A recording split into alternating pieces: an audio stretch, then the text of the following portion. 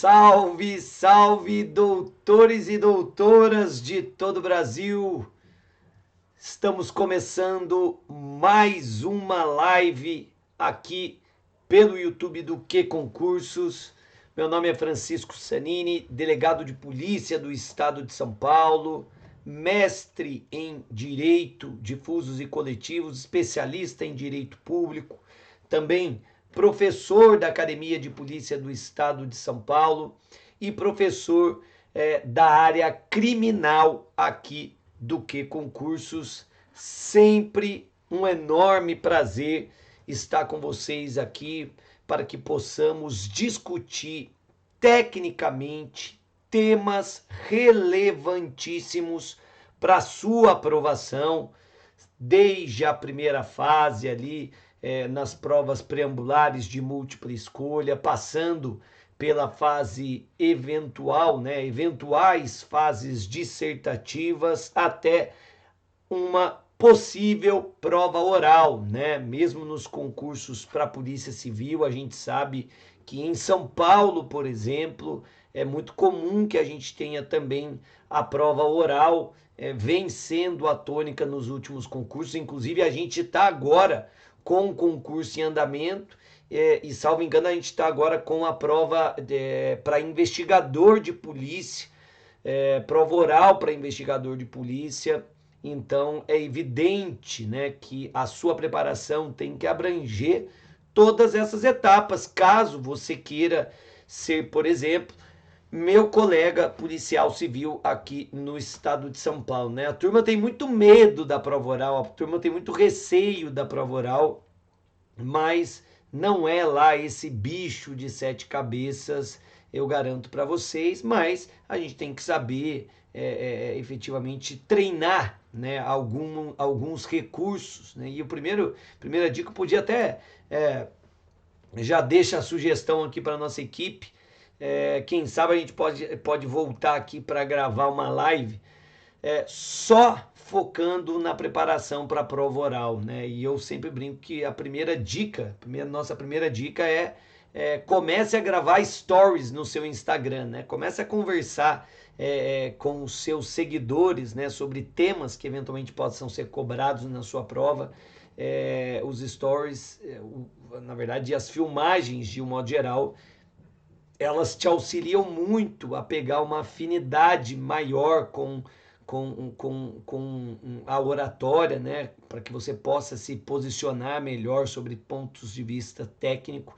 Isso certamente será muito importante para vocês. E por que eu estou falando tudo isso, doutores?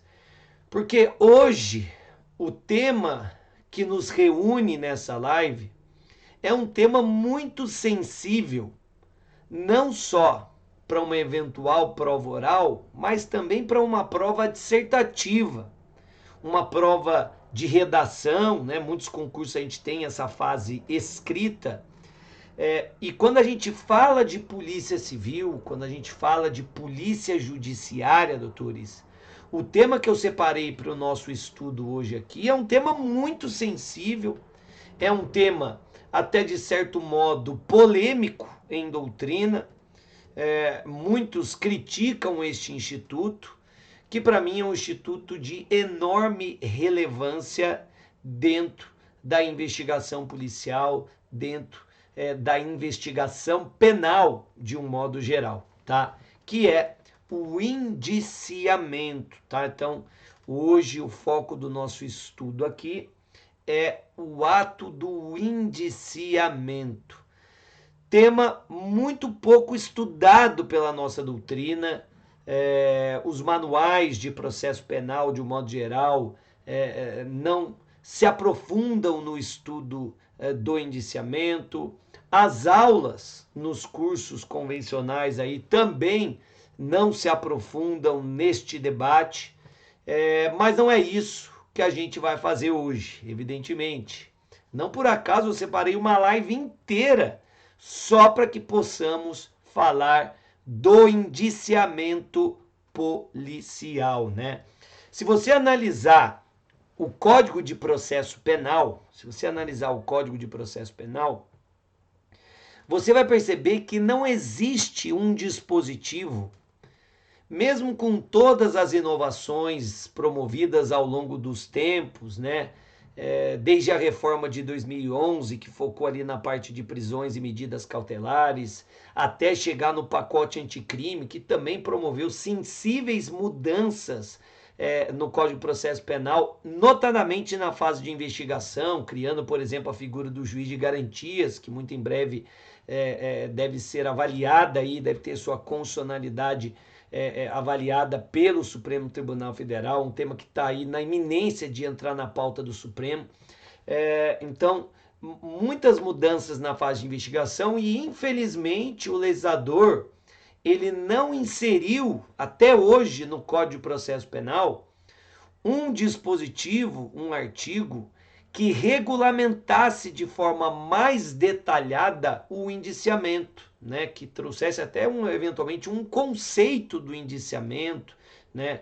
Seus requisitos, suas circunstâncias, suas modalidades, enfim. Fato é que até bem pouco tempo atrás, nós praticamente não tínhamos uma norma específica para o indiciamento. Como eu disse, o Código de Processo Penal não traz nenhuma norma específica até hoje, embora você encontre várias referências ao longo do CPP, você encontra vários dispositivos que mencionam a figura do indiciado, né? Então, várias normas, vários dispositivos, vários artigos mencionam a figura do indiciado, né? Mas não esclarece, nessas normas não esclarece quem seria o indiciado, quais são as condições para uma pessoa figurar como indiciada, quais são as consequências do indiciamento. E o tema é muito grande, doutores. Por incrível que pareça, o tema ele não consegue se exaurir apenas em uma live aqui de 30, 40 minutos, 50 minutos que seja. A gente não vai ter provavelmente condições de exaurir todos os temas. Daí porque, se me permitem, eu deixo aqui já a recomendação de dois livros meus. Primeiro, O Delegado de Polícia e o Direito Criminal, um livro que nós tratamos aí da teoria geral da investigação criminal. Temos um tópico específico para falar do indiciamento policial. E no livro, e no nosso livro, o nosso Tratado de Legislação Especial Criminal, ambos publicados pela editora Mizuno, entre as leis penais especiais que a gente desenvolve um estudo, a gente foca ali na Lei 12.830 de 2013, que é uma lei que a gente já discutiu aqui, inclusive recomendo que vocês assistam essa live, na ocasião em que a gente abordou a Lei 12.830. A gente falou um pouquinho sobre o indiciamento, então até a gente vai ter um conteúdo da aula de hoje, você também encontra nesta aula sobre a Lei 12.830, mas evidentemente que na ocasião nós demos só uma pincelada no tema, porque tinham vários outros pontos que precisavam ser abordados, e nessa aula a gente simplesmente fez uma abordagem, mas não uma abordagem tão profunda como a que nós estamos nos propondo aqui hoje. E tudo por quê, doutores? Porque a Lei 12.830 de 2013, que é a lei que trata da investigação criminal conduzida pelo delegado de polícia, eu carinhosamente chamo essa lei de Estatuto do Delegado de Polícia, e a gente estuda essa lei aqui no nosso tratado. Essa foi a lei que primeiro trouxe uma regulamentação um pouco mais detalhada sobre o ato do indiciamento.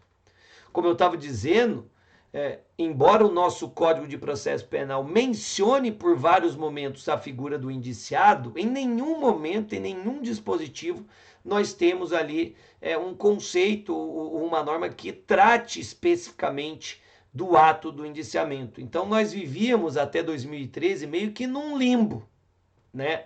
Até que, finalmente, por meio da Lei 12.830, a gente tem já uma norma um pouco melhor, né? Longe de ser perfeita, mas uma norma um pouco mais detalhada acerca deste instituto, né? Nós temos também, dentro de normas internas das polícias civis, né, alguns atos normativos, portanto, que também tratam do indiciamento. Né? Aqui em São Paulo, por exemplo, a gente tem a DGP 18/98, né, que é uma portaria da Delegacia Geral, talvez das portarias mais importantes, né, dos atos normativos internos da Polícia Civil de São Paulo, dos mais relevantes, que é a DGP 18/98, e ali, salvo engano, no seu artigo 5º, esta norma trata de maneira bem mais detalhada, vale dizer, sobre o ato do indiciamento, esclarece muito mais sobre o alcance do indiciamento na esfera policial. Mas antes da gente focar nesse ponto, doutores, o que eu gostaria de fazer com vocês aqui? Primeiramente, falar um pouquinho, fazer uma breve abordagem sobre a investigação criminal, sobre o conceito de investigação criminal. Isso por quê? E salvo engano, acho que a minha querida colega Luciana Peixoto, uma das delegadas mais belas do país, salvo engano, ela está bem na sequência, por isso eu não posso nem me atrasar, né? É uma pena que vocês vão ter que sentir esse impacto, né? Então sai eu, Sanine, entra a Lu, a tela fica muito mais radiante. E salvo engano, ela vai falar também sobre inquérito policial, então não quero nem me aprofundar muito nesse tema. Talvez possamos voltar aqui numa outra ocasião, talvez até com a Lu, para conversarmos aí de aspectos polêmicos sobre inquérito policial, investigação criminal de um modo geral.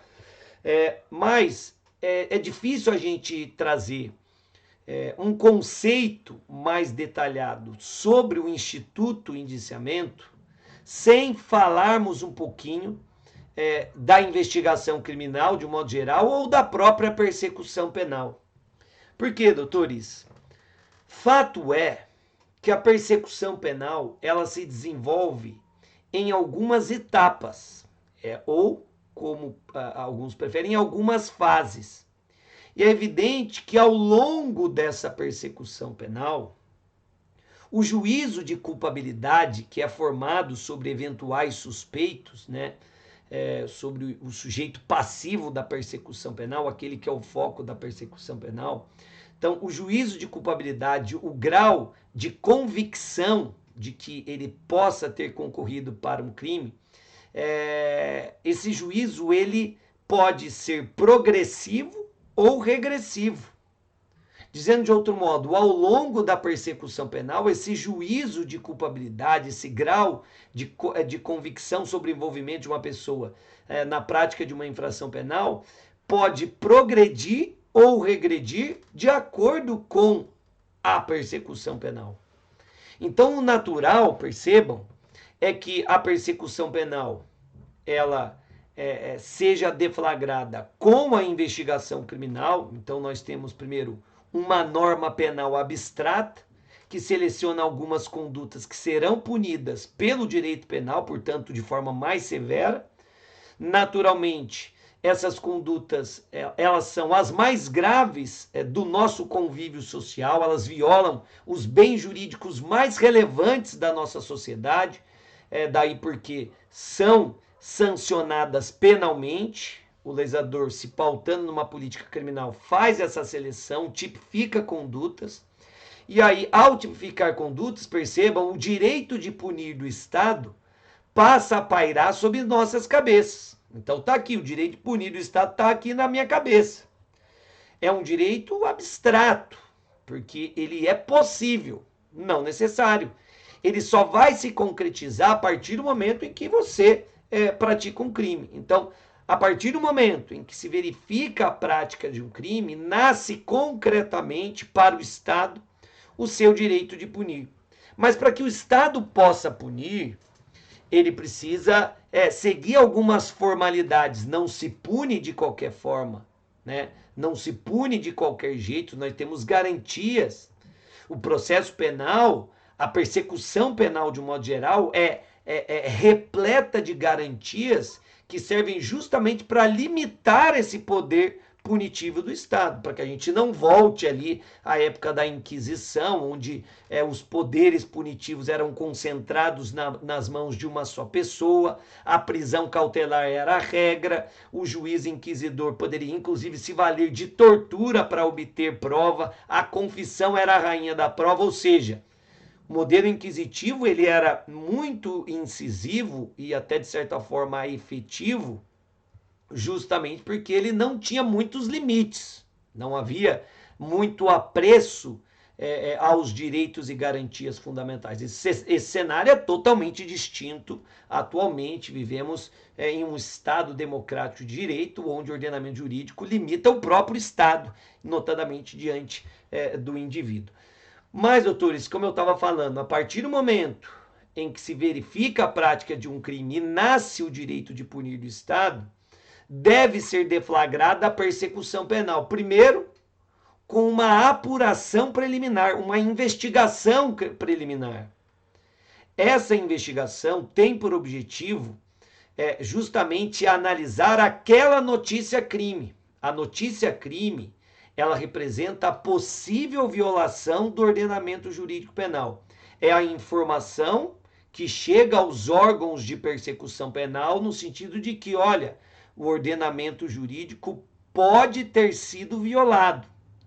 E para que a gente verifique essa possibilidade de ocorrência de um crime, deve ser deflagrada, num primeiro momento, a investigação criminal, a investigação preliminar, tá?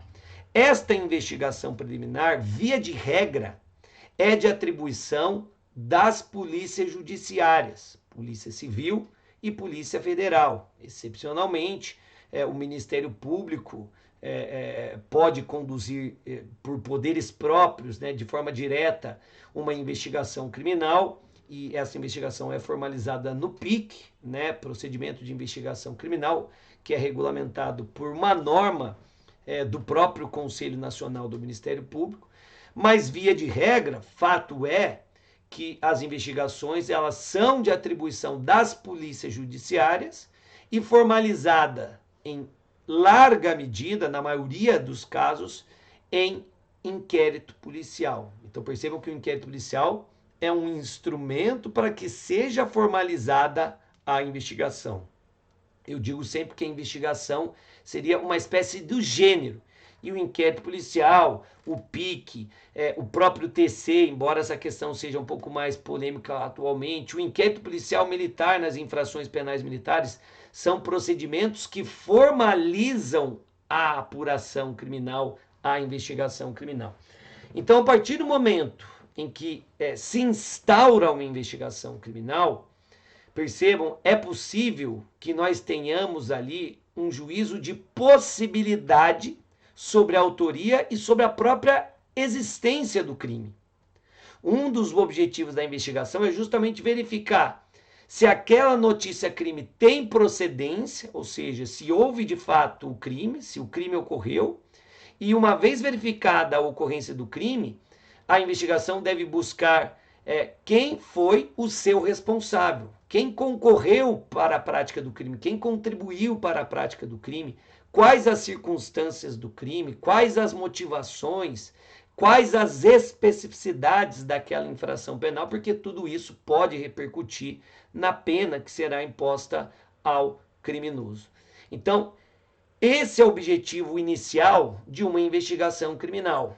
E a partir do momento em que a investigação ela vai avançando, ela vai progredindo, vão sendo coligidas aí, juntadas diversas provas que possam contribuir para o esclarecimento dos fatos e, sobretudo, para o esclarecimento da autoria, ao avançar a investigação criminal e, naturalmente, com ela a própria persecução penal, percebam, é possível que o conjunto probatório, que antes indicava a possibilidade de autoria e a própria possibilidade de existência do crime, a investigação avançando, ela pode demonstrar, com base no conjunto probatório, sempre, primeiro, que o crime de fato aconteceu e que tem uma pessoa que provavelmente está envolvida nesse crime, que é a provável autora do crime, que provavelmente concorreu para a prática do crime.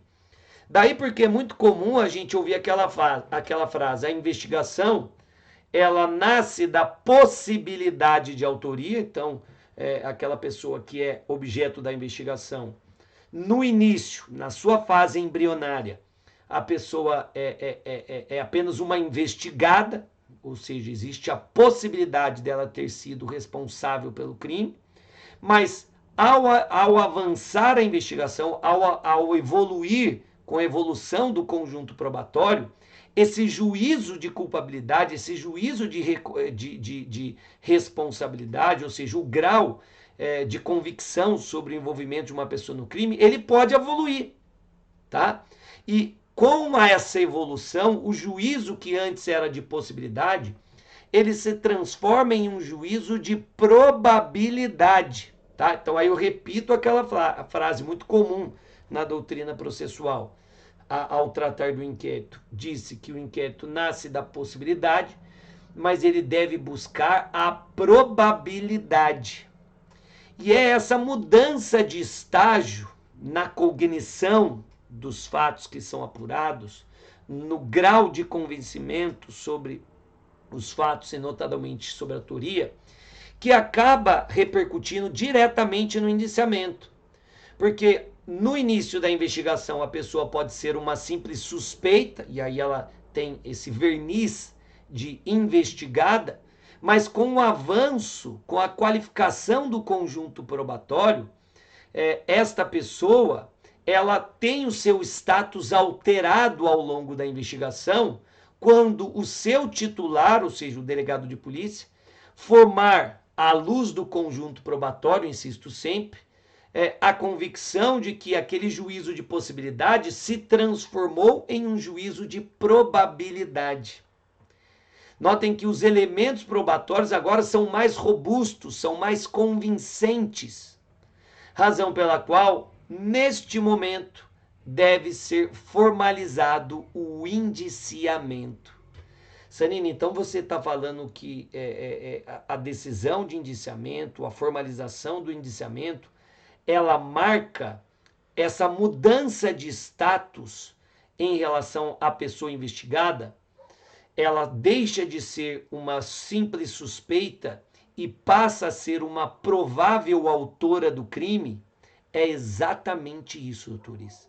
O indiciamento, o ato do indiciamento, ele marca a progressão da persecução penal, que sai de um juízo de possibilidade e ingressa em um juízo de probabilidade.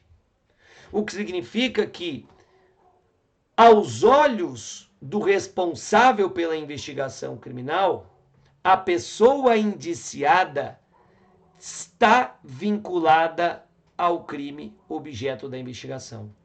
E aí a gente pode, portanto, alcançar um conceito aí um pouco mais técnico e jurídico sobre o indiciamento, tá? Num sentido de que este ato representa um juízo de valor. Juízo de valor feito pelo delegado de polícia dentro de um procedimento investigativo, no caso o inquérito policial, que é externado à luz dos elementos probatórios. Então o delegado, analisando o conjunto probatório, avalia todo o cenário jurídico, vai se valer de todos os elementos fáticos e jurídicos que foram ali verificados no inquérito policial, e à luz desses elementos, ele atribui a autoria do crime ou a participação a uma determinada pessoa. Essa é a ideia do indiciamento. O indiciar é imputar, é atribuir a determinada pessoa, objeto da investigação, a prática da infração penal. Dizendo de outro modo, é o estado em investigação representado pelo delegado de polícia dizendo: o provável autor do crime é a pessoa de A, é a pessoa de B. e aí expondo todas as repercussões jurídicas relacionadas à conduta que é objeto da apuração, tá?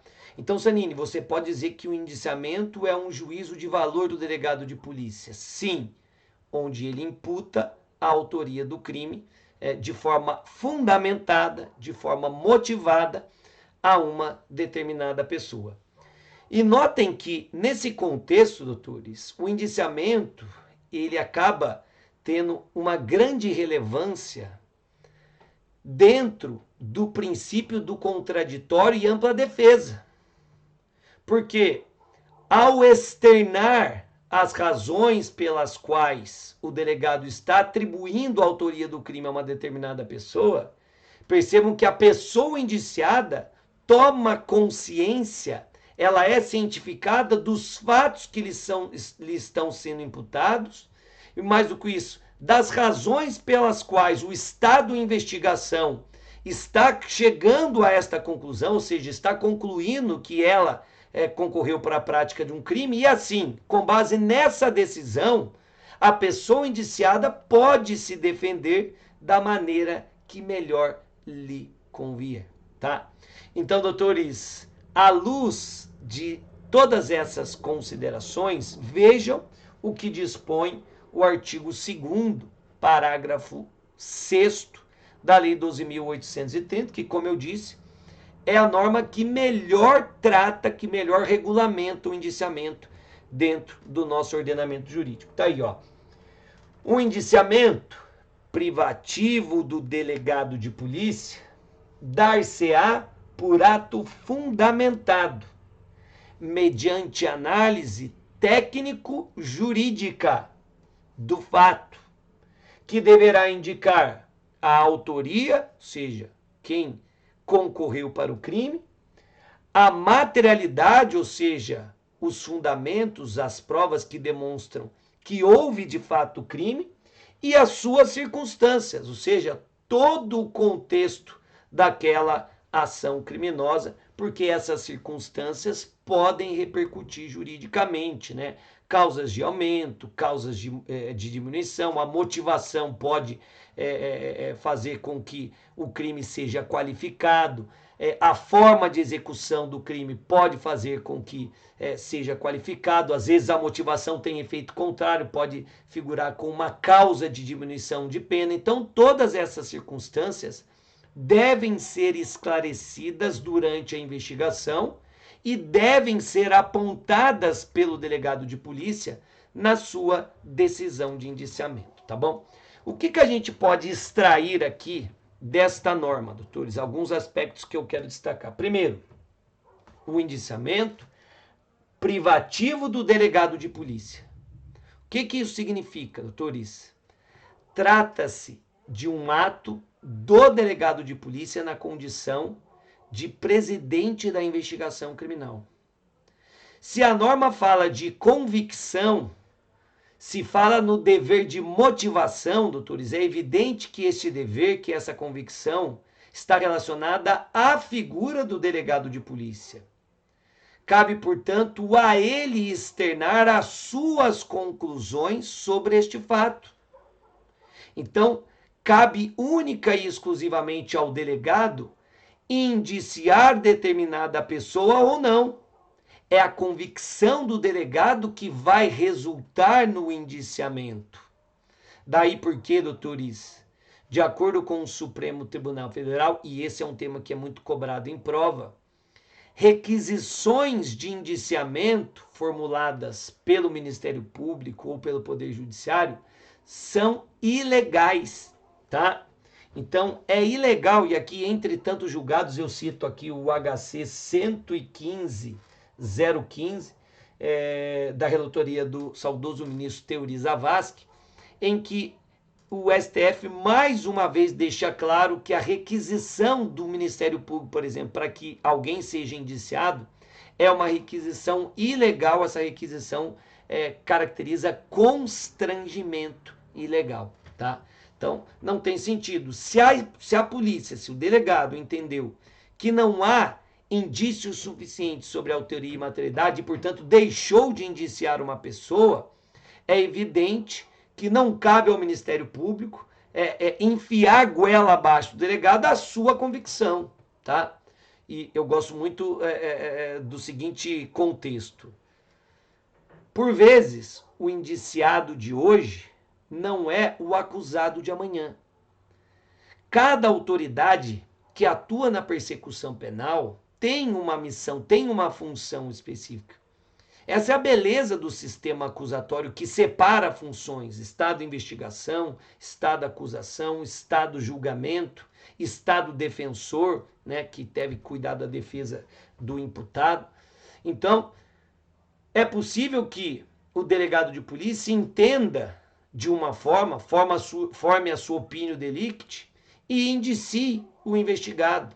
E é possível que o promotor, ao analisar as provas do inquérito, entenda que não há provas suficientes, e aí o promotor promove o arquivamento daquela investigação. Então, o delegado achou que o investigado concorreu para o crime e indiciou. O promotor entendeu que não, promoveu o arquivamento. Agora, o promotor entendeu que sim, pode oferecer a denúncia, e o juiz pode entender que não, e não recebe a denúncia.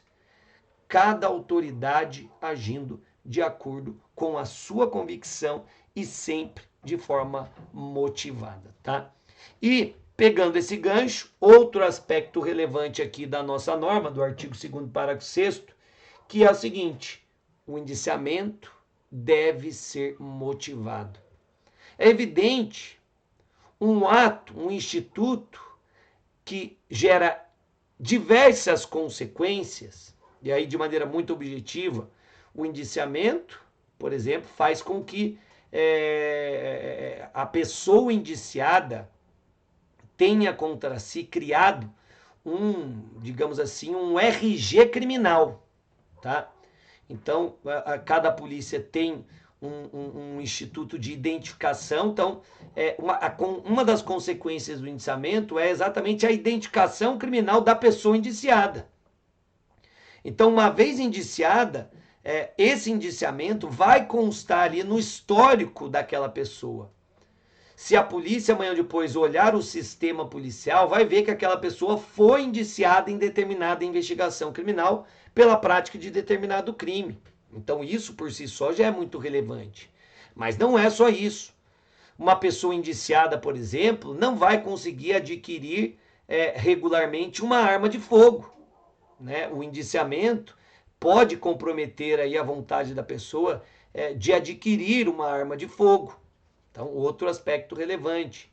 Lá na lei de lavagem de capitais, nós tínhamos, inclusive, um dispositivo que agora foi declarado inconstitucional pelo Supremo Tribunal Federal, que previa que o funcionário público indiciado seria afastado, indiciado pelo crime de lavagem, seria afastado do seu cargo. Olha que consequência relevante, né? Pessoa indiciada e por conta desse indiciamento, pelo crime de lavagem, deve ser afastada do seu cargo. O Supremo entendeu que essa norma era inconstitucional, com razão, até porque muitas vezes o delegado pode entender pelo indiciamento, mas não vislumbrar a necessidade da pessoa ser afastada do cargo, tá? Então, correta por essas e outras razões, o ponto de vista do Supremo Tribunal Federal. Para além disso, se uma pessoa indiciada de forma fundamentada, bem deliberada, muito provavelmente, né, ela poderá ser objeto de acusação pelo Ministério Público. Então, o indiciamento é um belo indicativo de que ela poderá também ser processada, ser formalmente acusada pelo Ministério Público. E, para além disso, o indiciamento, sem dúvida nenhuma, deixa a pessoa indiciada muito mais vulnerável a medidas probatórias mais incisivas, tá? Nós temos, por exemplo, a possibilidade de sequestro de bens na hipótese de indiciamento, né, específica de indiciamento. Nós temos ali uma vulnerabilidade maior às medidas cautelares pessoais, como prisões e outras medidas diversas. Por quê? Por conta do indiciamento que, insisto, indica um juízo de probabilidade, tá?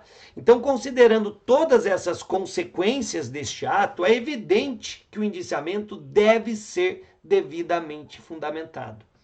Mas, Sanini, é uma imposição legal? Sim. Sem dúvidas que sim. A lei está exigindo. Nenhuma pessoa pode ser indiciada sem a devida fundamentação. É dever do delegado fundamentar, vale dizer, justificar as razões pelas quais ele está indiciando uma pessoa, tá? Mas, Sanini, e se ele não fundamentar? E se ele não motivar? Constrangimento ilegal. A defesa pode impetrar habeas corpus, inclusive, contra aquele indiciamento não motivado, porque é um indiciamento ilegal. Não por acaso, olha que perguntinha boa para a prova oral. Candidato, no que consiste o criptoindiciamento? Porra, Sanini, isso aí não vai ser cobrado em prova, eu nunca tinha ouvido essa classificação. Doutores, infelizmente, essas classificações surgem na doutrina e precisam ser enfrentadas e compreendidas pelo estudante, tá? Então, o que é o criptoindiciamento? Doutores, nada mais é do que aquele indiciamento levado a termo pelo delegado de polícia sem a necessária e imprescindível fundamentação. O criptoindiciamento é um indiciamento não fundamentado, não justificado, não motivado e, portanto, um indiciamento ilegal, tá? Então, muito cuidado com essa observação. O criptoindiciamento é um indiciamento não fundamentado, logo um indiciamento ilegal, tá? Segundo ponto que eu queria trabalhar com vocês, entretanto já trabalhados, né, doutores? Mas dentro dos aspectos mais relevantes. Qual a consequência do indiciamento? Perdão. No que vai resultar o indiciamento? A gente até falou de alguns aspectos, algumas consequências jurídicas, tá? Mas o que eu quero trabalhar de fato é o que vai construir o indiciamento, o que vai formalizar o ato do indiciamento. Tá? Então, doutores, cuidado. O indiciamento, ele é materializado em algumas peças, tá? Em algumas peças. E aí eu aproveito para trabalhar com vocês dois conceitos relevantes e que podem ser cobrados uma prova, que é o conceito de indiciamento material e indiciamento formal. Tá? Então, dentro das espécies de indiciamento, dentro das classificações de indiciamento, a gente pode separar essas duas, o indiciamento material e o indiciamento formal. O que é o indiciamento material? Nada mais é, doutores, do que a necessidade de fundamentação do delegado de polícia. Então, o indiciamento material é aquela decisão em que o delegado expõe as razões pelas quais ele está atribuindo a prática do crime a uma determinada pessoa. É a decisão onde o delegado expõe os fundamentos fáticos e jurídicos que subsidiam as suas conclusões, tá? Esse é o indiciamento material. Se não houver o indiciamento material, como já vimos, surge o criptoindiciamento. O indiciamento é ilegal, tá? E aí, qual é a consequência do indiciamento material? A sua consequência natural é o formal indiciamento, ou seja, a formalização daquelas conclusões. Então, como que eu vou formalizar essa imputação que é feita a determinada pessoa? Por meio de algumas peças. Então, consequências formais do indiciamento. Primeiro, o investigado, o indiciado, deve ser ouvido em interrogatório. Tá? Então, a gente defende que enquanto a pessoa figura apenas como investigada, ou seja, um juízo de possibilidade de autoria, ela vai ser ouvida em declarações, mas sempre ciente de que é uma investigada, figura como investigada. Agora, a partir do momento em que o seu status muda, opa, não é mais um juiz de possibilidade, mas de probabilidade. Houve o indiciamento devidamente fundamentado, né? A decisão de indiciamento material, como a gente acabou de ver. Opa, a partir daí, a pessoa deve ser novamente ouvida, mas agora em interrogatório. Então, a primeira peça relevante para formalizar o indiciamento é o termo de qualificação e interrogatório, tá? Então a pessoa deve ser devidamente qualificada, né? Seu nome, ascendente, descendente, sua residência, telefone, e-mail, etc. Então, qualificação e interrogatório, para que a pessoa possa ser ouvida sobre os fatos. Lembrando que o interrogatório é, sobretudo, um ato de defesa. Então, neste momento, a pessoa investigada vai exercer, a pessoa indiciada, né, vai exercer a sua autodefesa, positiva, dando sua versão sobre os fatos, ou negativa, fazendo uso do seu direito ao silêncio, e esse direito ao silêncio não pode ser utilizado em seu prejuízo, tá?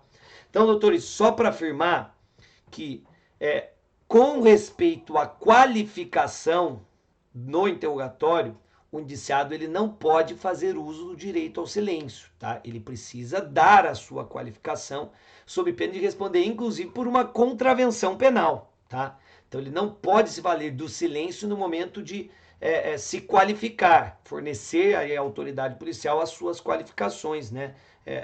A sua identificação.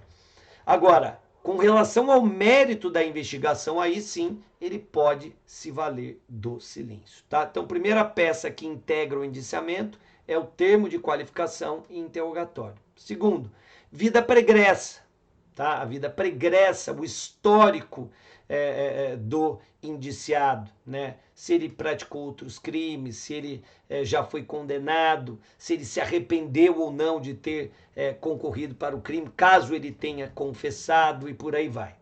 E por fim, nós temos o boletim de identificação criminal, o famoso BIC, né? Boletim de identificação criminal, que pode ou não vir acompanhado do processo de identificação por datiloscopia, né? O processo datiloscópico de investigação, que é basicamente aquele tocar de piano, né? Lembrando que se a pessoa estiver civilmente identificada, ela não será submetida a essa identificação datiloscópica, tá bom? Então são essas três peças: termo de qualificação interrogatório, vida pregressa e boletim de identificação criminal. Essas peças integram o formal indiciamento.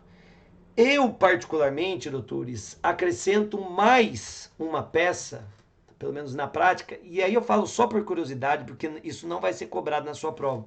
Eu ainda integro ao indiciado um termo de ciência de indiciamento, nos moldes da nota de culpa, na prisão em flagrante, com o objetivo de formalizar que o indiciado foi cientificado sobre os fatos que lhe são imputados, o crime que lhe é atribuído, para que ele possa se defender da maneira que melhor lhe convier, tá bom? Mas eu já fui até reprovado em um concurso para professor da Academia de Polícia Civil por defender essa tese, tá? O tempo passou e depois, numa segunda oportunidade, eu acabei sendo aprovado em primeiro lugar no concurso para professor da Polícia Civil do Estado de São Paulo, tá? Para fechar, doutores, eu queria trabalhar com vocês outra classificação que me parece bem interessante, que envolve o chamado indiciamento coercitivo, tá? Indiciamento coercitivo, ou para alguns, indiciamento necessário. O que seria esse indiciamento coercitivo, doutores? Vejam, o indiciamento coercitivo que foi uma classificação que nós desenvolvemos, com muito orgulho, né? Eu sei que alguns de vocês vão ficar bravos, porque é mais uma classificação que vocês têm que guardar. E como eu sempre digo, a classificação ela tem que ser útil para auxiliar a gente a compreender os institutos. E vejam como essa classificação me parece pertinente. E olha, ela já vem sendo cada vez mais discutida na doutrina, tá? Encampada pela doutrina. Daí porque pode aparecer na sua prova. Eu fico até muito feliz quando eu vejo os professores aí falando sobre essas classificações que nós desenvolvemos em sede doutrinária. O indiciamento coercitivo, doutores, vamos lá, ele está vinculado às hipóteses de prisão em flagrante, que para quem estuda o inquérito policial, vocês vão lembrar daquela notícia crime coercitiva, que é aquela notícia crime vinculada às situações de prisão em flagrante. Então, o que eu fiz? Eu fiz só uma vinculação entre a notícia crime coercitiva com o indiciamento. Isso porque, nas hipóteses de prisão em flagrante, doutores, a pessoa presa em flagrante, em nosso sentir, deve necessariamente ser indiciada. Isso porque a prisão em flagrante, ela tem dois requisitos. E aí eu sempre recomendo o livro do meu amigo professor Rafael Moraes, professor da Academia de Polícia, delegado de polícia brilhante, doutorando em Direito pela USP. O professor Rafael Moraes, ele explica muito bem. A prisão em flagrante, ela tem dois requisitos. Um requisito temporal, que eu até prefiro chamar de circunstancial, que envolve aquelas circunstâncias do artigo 302 do Código de Processo Penal, o sujeito ser surpreendido na prática do crime, logo após ser perseguido ou encontrado com armas, objetos, papéis que façam presumir ser ele o autor do crime. Então, o artigo 302 do CPP, ele nos apresenta as circunstâncias flagranciais, primeiro requisito.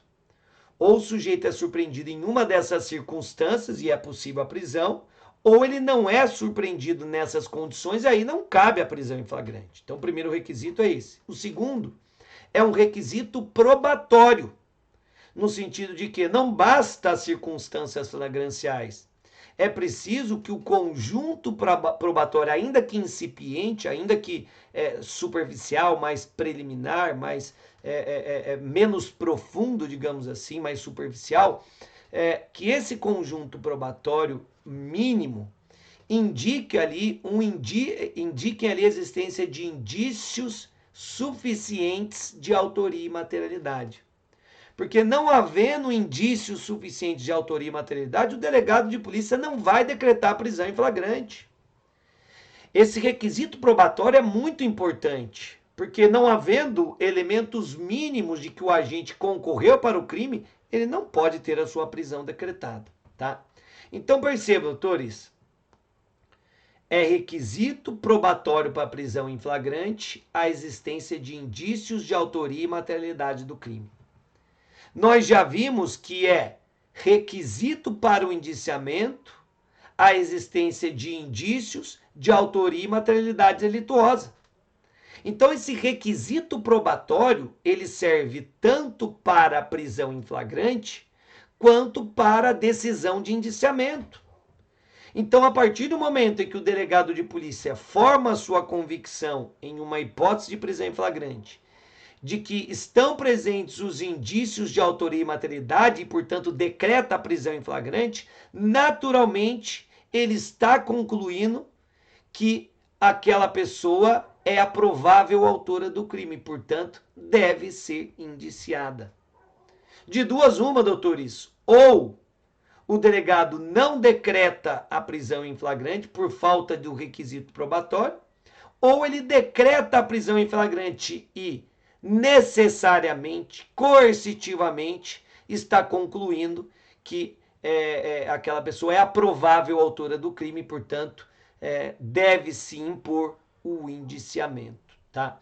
Então, ao decidir pela prisão em flagrante, o delegado também, ainda que de forma implícita, decide pelo indiciamento. Todo preso em flagrante deve ser formalmente indiciado e aí surge o chamado indiciamento coercitivo, tá bom? Doutores, pontualmente aqui, dentro dos 50 minutos das nossas lives, da nossa live que me foi disponibilizado, para não atrapalhar a minha querida colega Luciana Peixoto, que certamente vai complementar o estudo que nós fizemos hoje aqui, eu paro e, como sempre, doutores, eu sempre brinco que eu nunca consigo acompanhar aqui os comentários, mas eu recomendo que vocês me acompanhem lá no meu Instagram, @fsanini, se identifiquem como alunos do Que Concurso e se sobrou alguma dúvida, eu terei um enorme prazer em atendê-los lá pelo meu Instagram, tá bom? Então por hoje é só, doutores.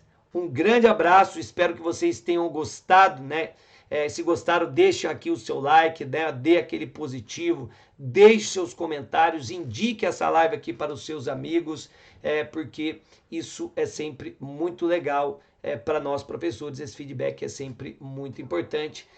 E mesmo que você não esteja acompanhando ao vivo, como eu sempre digo aqui, não deixe de comentar, não deixe de deixar o seu like, tá bom?